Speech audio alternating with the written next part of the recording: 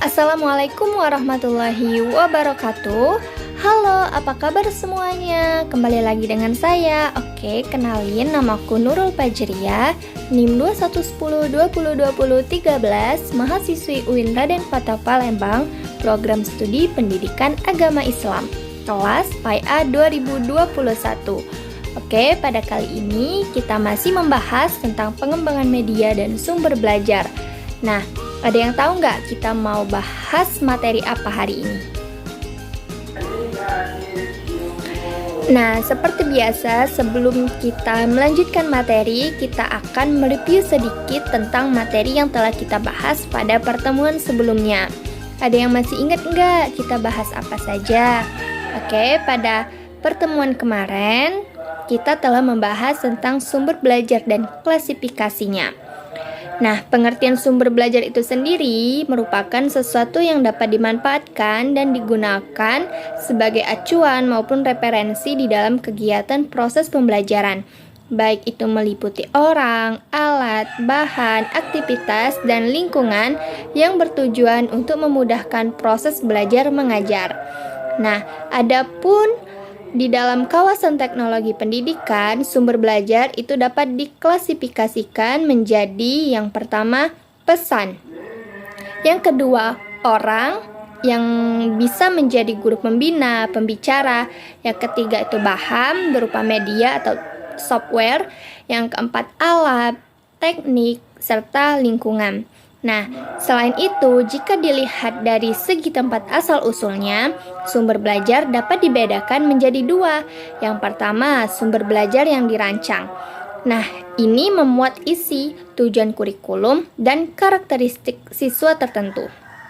Yang kedua, yaitu sumber belajar yang tersedia, merupakan sumber belajar yang telah ada untuk maksud non-instruksional, tetapi dapat dimanfaatkan sebagai sumber belajar. Nah, itulah sedikit review tentang materi yang telah kita pelajari pada pertemuan sebelumnya. Kali ini kita akan membahas tentang manfaat media pembelajaran, manfaat sumber belajar, klasifikasi media pembelajaran, serta karakteristik media pembelajaran. Oke, pembahasan yang pertama itu manfaat media pembelajaran. Nah, pengertian media pembelajaran sendiri merupakan segala sesuatu yang dapat digunakan oleh guru untuk menyampaikan pesan kepada anak didiknya agar mudah untuk dipahami sehingga proses pembelajaran menjadi efektif.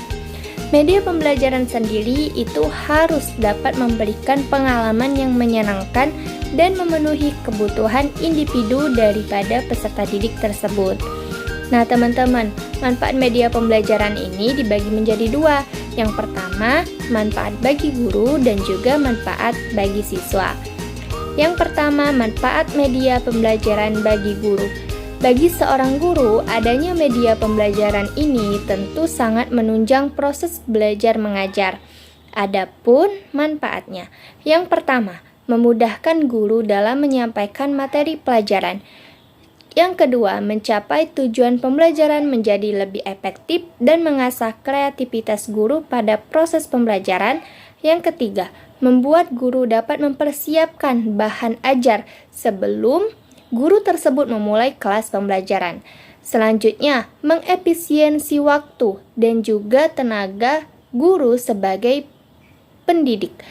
Selanjutnya, membuat kegiatan belajar mengajar itu lebih fleksibel dan menjadikan suasana kelas lebih menarik dan juga interaktif. Yang terakhir, meningkatkan efektivitas penyampaian materi pembelajaran sehingga membuat peserta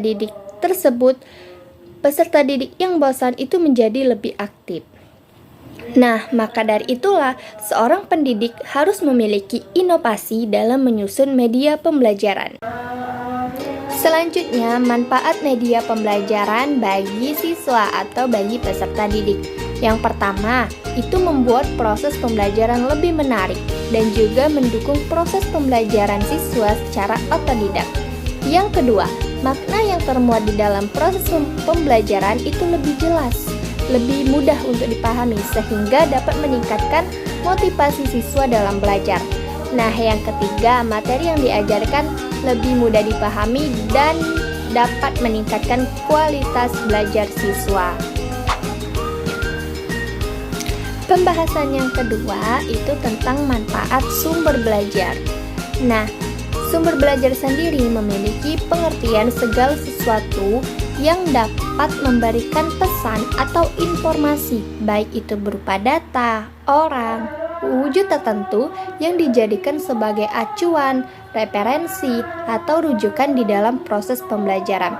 Nah, jenis-jenis sumber belajar itu meliputi pesan, orang, bahan, alat atau perlengkapan, metode atau teknik, dan juga lingkungan. Adapun beberapa manfaat dari sumber belajar diantaranya sebagai berikut. Yang pertama, memberikan pengalaman belajar secara langsung dan konkret kepada peserta didik. Yang kedua, dapat menyajikan sesuatu yang tidak mungkin untuk dilihat, diadakan, maupun dikunjungi secara langsung. Yang ketiga, memberikan informasi yang jelas, teliti, akurat, dan juga terbaru. Selanjutnya, memberikan motivasi yang positif dan juga merangsang untuk berpikir kritis serta berkembang lebih jauh. Selanjutnya, menambah dan memperluas cakrawala yang ada di dalam kelas dan juga memungkinkan dalam penyajian pembelajaran menjadi lebih luas. Yang terakhir, sumber belajar dapat memecahkan masalah pendidikan atau pengajaran, baik itu di dalam lingkup mikro maupun lingkup makro.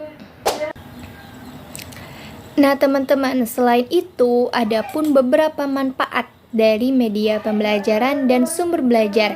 Di antaranya yang pertama, meningkatkan pemahaman.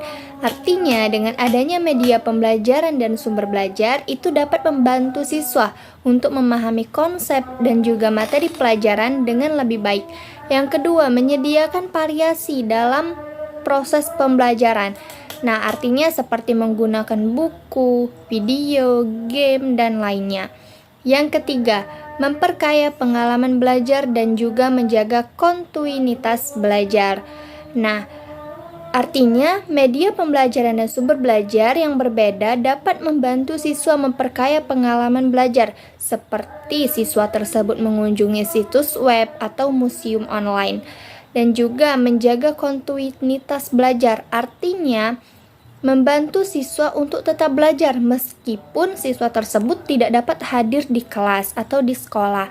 Nah, yang keempat itu meningkatkan keterampilan teknologi dan juga membuat waktu menjadi efisien. Artinya dalam beberapa kasus, penggunaan media dan sumber belajar itu dapat membuat waktu menjadi efisien dan efektif seperti video. Selanjutnya, pembahasan yang ketiga yaitu klasifikasi media pembelajaran. Nah, di sini ada dibagi menjadi 5 klasifikasi media pembelajaran. Yang pertama, media cetak dan media visual.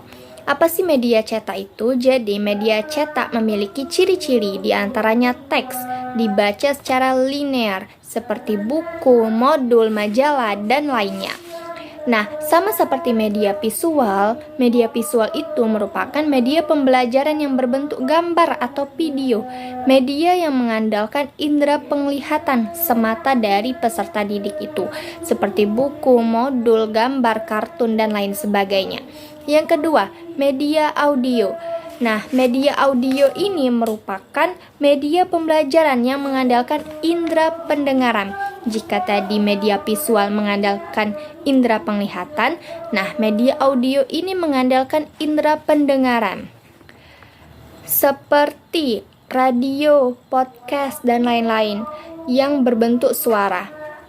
Yang ketiga, media audio visual, yaitu gabungan antara media audio dan juga media visual secara bersamaan. Jadi, media visual dan media audio itu digabungkan secara bersamaan dalam menyampaikan pesan kepada siswa, contohnya sound slide, televisi, dan lainnya.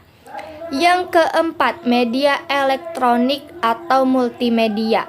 Nah, media elektronik ini merupakan media pembelajaran yang berbasis teknologi seperti komputer, internet, dan aplikasi belajar.